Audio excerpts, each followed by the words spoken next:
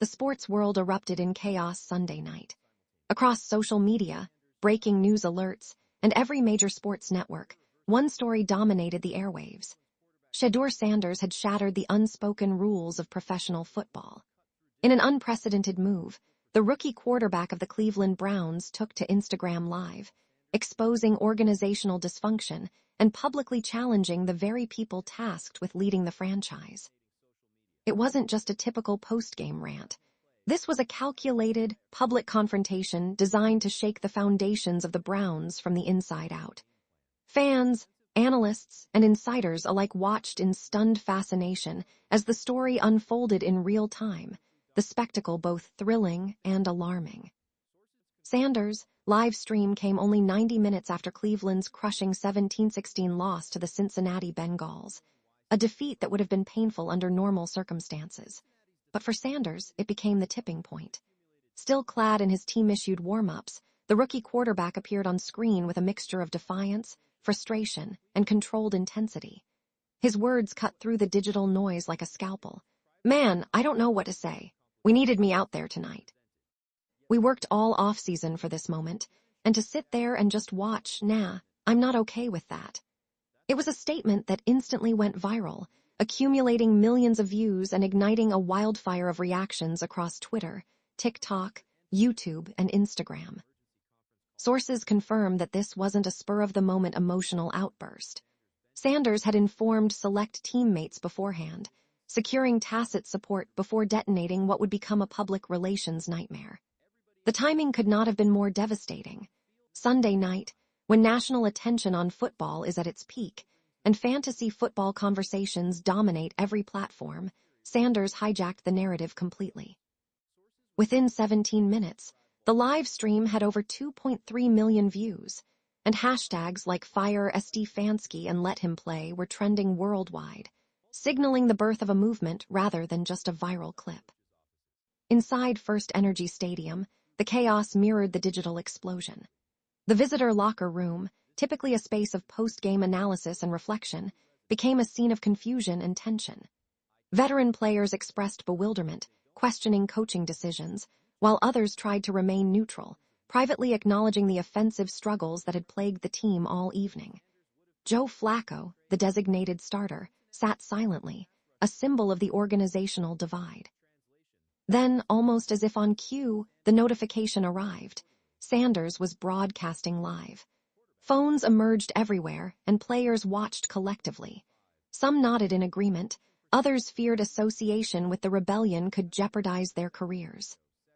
The live broadcast transformed a normal Sunday evening into an historic moment in Browns lore. It signaled not just frustration, but a generational clash, a public demonstration that the old order, conservative coaching, traditional hierarchies, and respect for seniority philosophies, could be challenged openly and effectively. By the time the broadcast ended, it was clear that Cleveland's organizational structure, media narrative, and fan engagement had all been irrevocably altered. The Browns were no longer just a team. They had become the epicenter of a cultural, generational, and professional upheaval that would reverberate across the NFL. Inside First Energy Stadium, the aftermath of Cleveland's soul-crushing defeat against Cincinnati was anything but orderly. The locker room, usually a place of reflection and camaraderie, had transformed into a battlefield of conflicting emotions. Veteran players, steeped in tradition, sat silently, processing both the loss and the unprecedented events unfolding on social media. Younger players, in contrast, were openly questioning coaching decisions, frustration etched across their faces. Whispers turned into heated exchanges, alliances formed, and the divide between old-school loyalty and new-school ambition widened dramatically. Joe Flacco, the designated starter, remained an island of quiet amidst the storm. The veteran quarterback, known for experience and composure, was suddenly caught in the crossfire of public scrutiny and internal dissent. Around him, teammates debated openly whether the conservative play calling had cost them a chance to win, their collective energy a volatile mix of disappointment, anger, and defiance. Offensive linemen, typically bonded through loyalty and shared routines, grappled with divided allegiances, some defending Flacco, others quietly admiring the rookie's audacity. The tension was palpable, a physical weight pressing against the room's walls, every corner humming with silent judgment and whispered speculation. Then came the alert. Sanders was live on Instagram. Phones popped out of lockers like fireworks, capturing every word and gesture of the quarterback as he delivered a public indictment of the coaching philosophy. Some players watched, nodding in agreement, energized by the young leader's boldness. Others recognized the danger, careful not to be seen supporting a revolt that could jeopardize their own positions. The live stream instantly became more than just social media spectacle. It was a real-time examination of power dynamics, authority, and loyalty. Coaches scrambled to assess damage control, while front office executives attempted to gauge the long-term consequences of the rookie's actions. Head coach Kevin Stefanski, reportedly discovering the broadcast mid-press conference, experienced a professional nightmare come alive. Sources describe his transition from standard post-game disappointment to sheer horror, his face betraying a mix of disbelief and frustration. Attempts to regain control proved futile. Every call to Sanders went unanswered, every message ignored. The rookie had taken the narrative into his own hands, and there was no turning back. What had been a contained loss on the field had now become a full-blown organizational crisis, broadcast to millions of viewers in real time. General Manager Andrew Barry convened an emergency meeting with ownership and the Player Leadership Council, attempting to untangle the rapidly escalating chaos. Reports indicate the discussions were catastrophic, screaming matches, accusations flying, threats of resignation, and demands for trades created a scene of near-total dysfunction. Ownership, already invested heavily in Sanders as both a player and a marketing vehicle, was caught between financial imperatives and team cohesion. Meanwhile, the locker room continued to fracture along generational and philosophical lines, young players rallying behind Sanders' audacity, while veterans clung to the stability of tradition. By the time the evening ended, it was clear. Cleveland's internal structure had been shaken to its core. The locker room, once a symbol of unity, now reflected the chaos consuming the organization. Decisions, loyalty, and authority, all were under siege, with no easy path to resolution. Sanders had not only challenged the game plan, but had exposed the deep fissures that lay beneath the surface, forcing everyone in the organization to confront a new reality. The Browns were no longer merely a team. They were a living, breathing drama, unfolding in real time, with consequences that would echo far beyond one Sunday night. The story of Cleveland's organizational upheaval cannot be fully understood without examining what happened on the field. Statistics tell one part of the tale, but context, execution, and quarterback influence reveal the larger narrative. Against Cincinnati, the Browns' offense struggled to move the ball consistently. Joe Flacco, the designated starter, completed only 18 of 33 passes for 147 yards, with 0 touchdowns and a costly interception. The offensive line faltered repeatedly, allowing 7 sacks and 11 quarterback hits, while the play calling remained conservative, predictable, and ultimately ineffective. Third down conversions failed 10 of 12 times, and the team never entered the red zone in the fourth quarter. In short, the offense stagnated under a formula that emphasized safety over explosiveness, tradition over innovation. Meanwhile, the alternative had been staring the coaching staff in the face all preseason.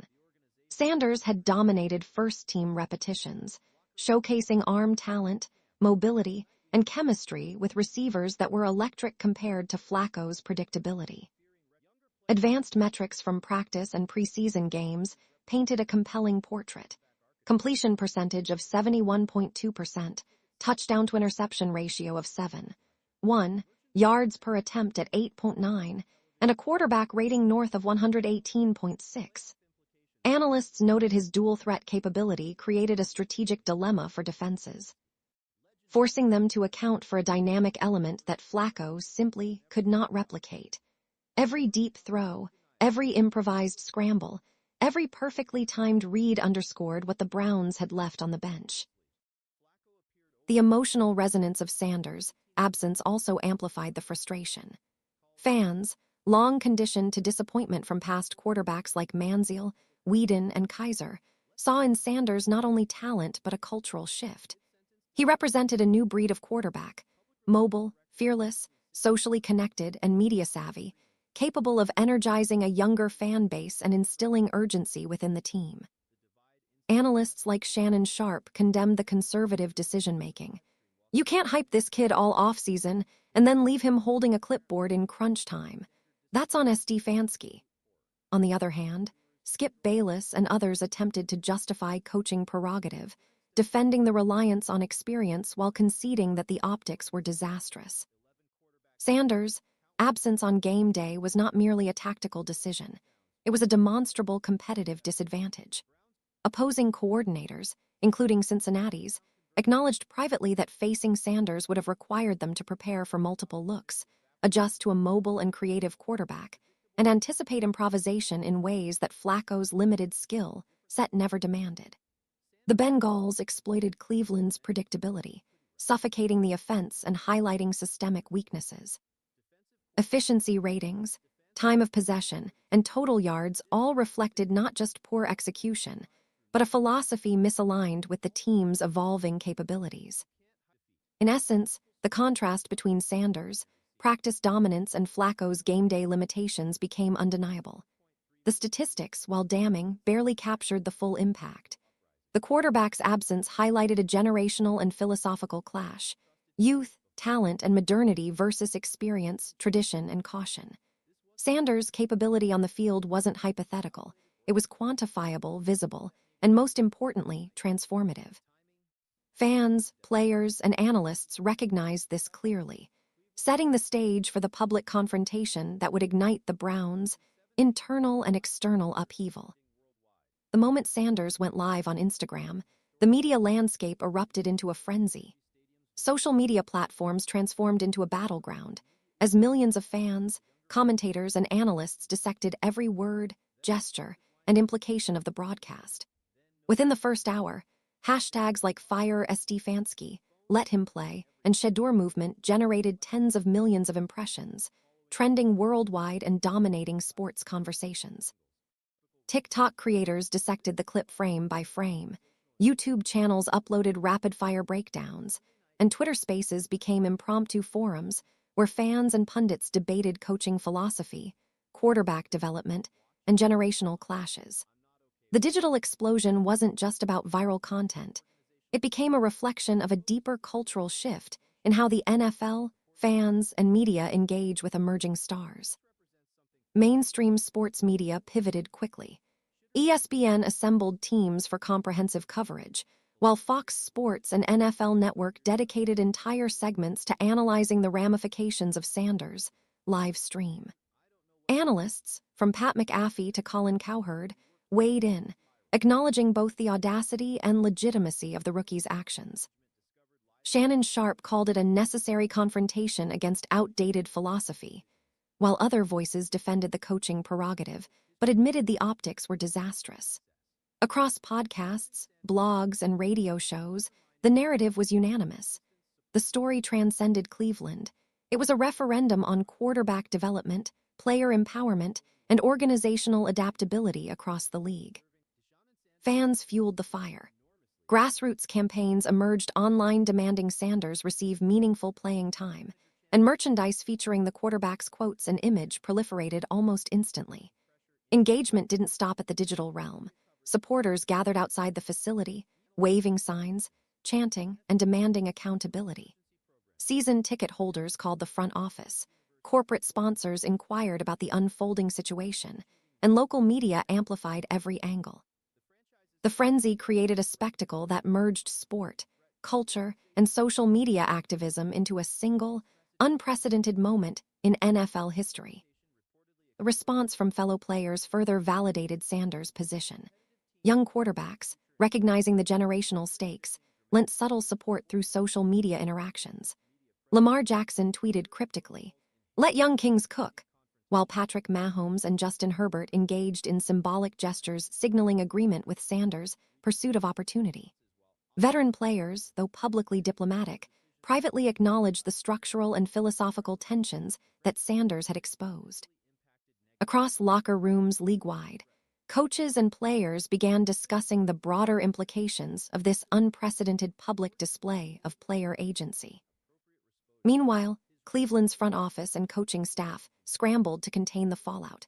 Emergency meetings, calls, and press conferences reflected the difficulty of managing both internal unrest and national attention simultaneously. Every decision was scrutinized in real time, magnifying the stakes and pressuring leadership to respond quickly. The combination of fan activism, media amplification, and league-wide observation created an environment where inaction was no longer an option. By the end of the night, it was clear. The live stream had shifted more than a game narrative. It had changed the conversation about player empowerment, organizational accountability, and the evolving intersection of social media and professional sports. Sanders' calculated defiance had not only captured national attention, but had sparked a movement, one that demanded both immediate action and long-term reassessment. Cleveland and the NFL at large would never view quarterback development or public relations the same way again. The reverberations of Sanders' Instagram Live were felt not only in the locker room and across the media landscape, but deep within the executive offices of the Cleveland Browns. At the top of the organizational pyramid, owner Jimmy Haslam faced an unprecedented dilemma: how to balance his financial and marketing investments with the fragile stability of a franchise already teetering on the edge. Sanders had become more than a rookie. He was a cultural and commercial asset. Merchandise bearing his name had outpaced sales of veteran players, season ticket interest surged, and corporate partners explicitly requested his appearances. Haslam's vision of a modern, marketable team clashed dramatically with traditionalist coaching and administrative approaches, and Sanders' public defiance had magnified the stakes overnight. General Manager Andrew Berry, tasked with navigating this high-stakes environment, found himself caught in an impossible balancing act. Sources describe emergency conference calls with ownership, coaching staff, and player leaders descending into chaos. Screaming matches, heated accusations, and threats of resignation punctuated the discussions. Berry's credibility, both internally and externally, hung precariously in the balance. He had championed Sanders' selection and development, advocating for the young quarterback's talent and leadership potential. Yet publicly supporting Sanders risked undermining head coach Kevin Stefanski's authority, a decision fraught with long-term organizational consequences. Remaining neutral, meanwhile, was interpreted as indecisiveness, leaving Berry's professional reputation exposed to scrutiny from every angle. Stefanski's position, already complicated by a conservative coaching philosophy at odds with the emerging generational talent, became increasingly untenable. The live stream had publicly called into question his judgment, timing, and leadership. Ownership reportedly debated the feasibility of a coaching change mid-season, weighing the cost, timing, and impact on team morale. Some executives pushed for immediate intervention to protect organizational stability, while others argued patience and strategic diplomacy were necessary. The discord revealed a stark philosophical divide: old-school development and hierarchical authority versus modern analytics, player empowerment, and media-driven influence. Beyond immediate personnel decisions, the controversy exposed broader systemic tensions. Analysts, scouts, and assistant coaches were split between loyalty to established processes and recognition of Sanders' transformative potential. Offensive coordinators attempted to maintain continuity, yet reports indicated private advocacy for reimagining the offensive system to leverage Sanders' dual-threat capabilities. The front office grappled with competing pressures: maintaining team unity, protecting the owner's financial and brand investments, and navigating a media storm that threatened to define the Browns' identity for the foreseeable future. Meanwhile, Haslam's involvement remained calculated but decisive. Sources suggest he recognized the long-term value of Sanders' brand and talent, understanding that a conservative approach might safeguard short-term stability but jeopardize both revenue and competitive relevance. The alignment, or misalignment, between ownership, executives, and coaching staff would determine the Browns' trajectory, not just for the current season, but potentially for years to come. In this maelstrom, Sanders' influence, amplified by public attention, reshaped traditional power dynamics, forcing a reevaluation of authority, accountability, and the very framework by which NFL organizations operate. In the span of a single night, the Browns' executive hierarchy had been exposed, challenged, and transformed. The organization's future hinged on decisions made under unprecedented scrutiny, where business imperatives, football strategy, and cultural relevance collided. Sanders had not only ignited a controversy, but had fundamentally altered the calculus of organizational leadership, forcing ownership and executives to confront a reality where the old rules no longer applied. The ramifications of Sanders, Instagram Live, and the ensuing Browns' turmoil extended far beyond Cleveland, reverberating across the NFL and reshaping cultural narratives within professional football. What began as an internal quarterback controversy evolved into a league-wide discussion about generational shifts, player empowerment, and the role of social media as both a tool and a weapon. Sanders, by leveraging his platform strategically, highlighted a changing paradigm. Talent, modern communication, and cultural resonance can no longer be ignored in favor of tradition alone. Across the NFL, young quarterbacks observed the events with intense interest. Players like Lamar Jackson, Patrick Mahomes, and Justin Herbert subtly expressed solidarity or approval, signaling tacit support for challenging the status quo. This generational alliance underscored a growing divide between older veterans accustomed to hierarchical control and emerging stars embracing autonomy and agency. The message was clear. The league is evolving, and organizations that cling solely to conservative, old-school development philosophies risk both competitive disadvantage and reputational damage. Media and fan reactions further amplified the cultural significance. Sanders' movement became more than a sports story. It was a referendum on opportunity, transparency, and organizational accountability. Hashtags trended globally, TikTok creators and YouTube analysts dissected every moment, and fan-led campaigns demanded immediate action. The digital ecosystem, powered by social media fluency, transformed Sanders' personal confrontation into a collective movement, demonstrating how modern athletes can directly influence organizational decisions, public perception, and league narratives without intermediary filters. From a business perspective, the situation forced teams to reconsider the intersection of marketability and football strategy. Sanders' presence generated unprecedented merchandise sales, heightened fan engagement, and corporate sponsorship demand, illustrating that on-field decisions directly influence organizational revenue. NFL front offices nationwide began observing the Browns as a case study. How can modern player influence, social media engagement, and cultural alignment be harnessed to maximize both competitive and financial success? Conversely, ignoring these factors could result in missed opportunities, fan frustration, and internal unrest.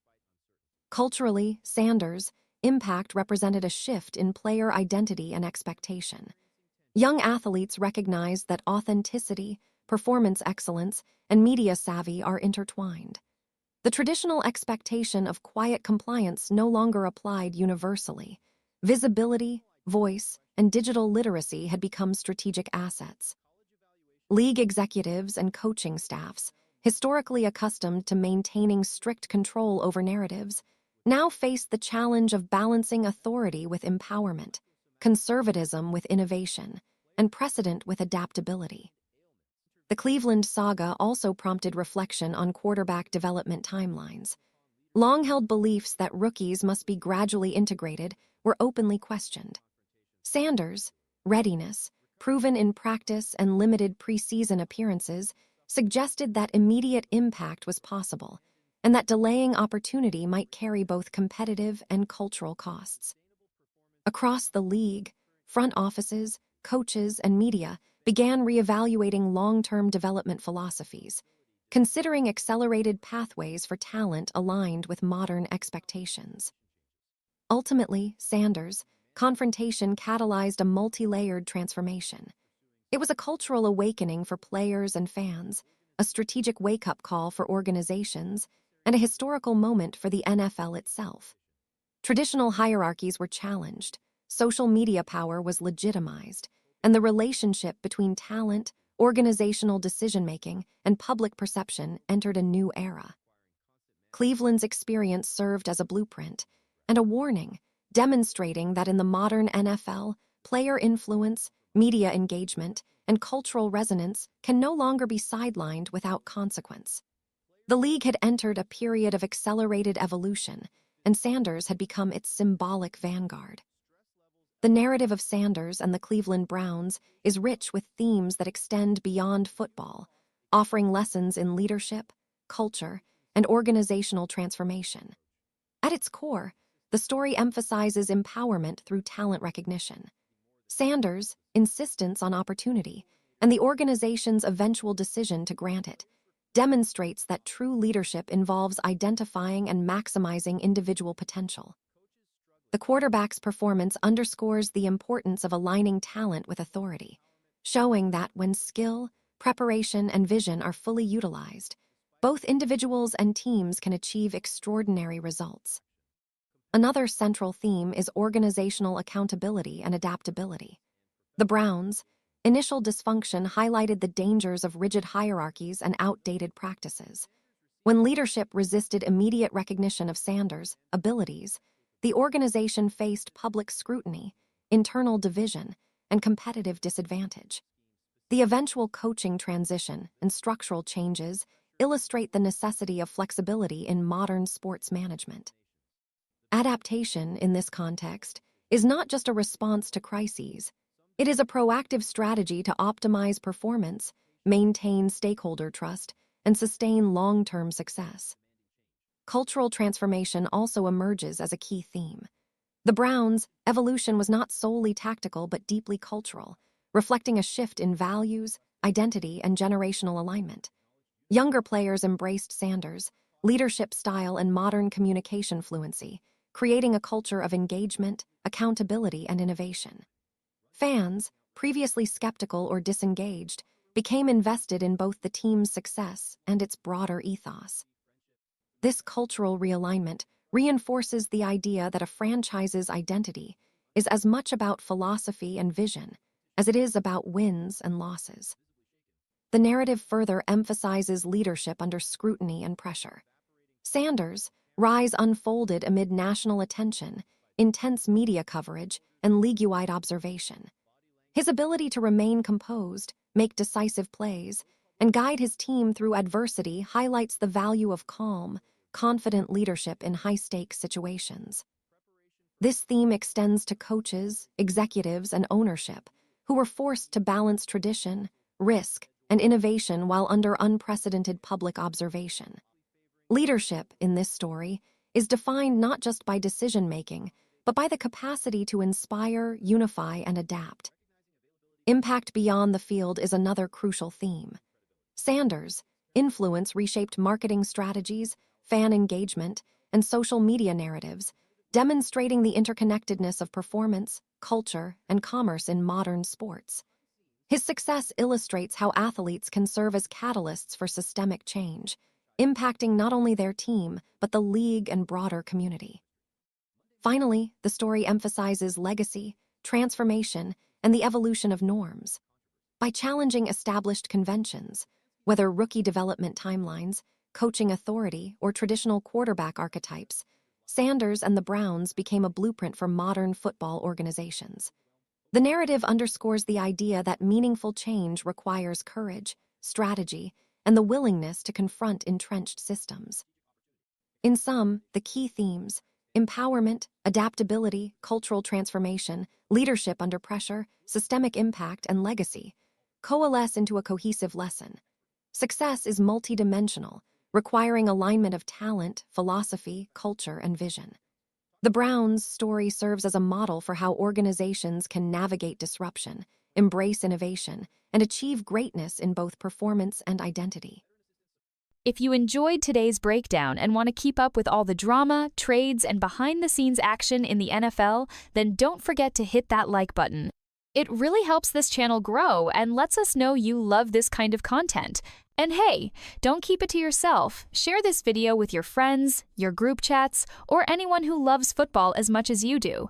The more the conversation spreads, the better it gets. Most importantly, if you haven't already, make sure you subscribe to the channel and tap the notification bell. That way, you'll never miss when we drop fresh stories, wild rumors, or breaking updates that the mainstream media won't talk about.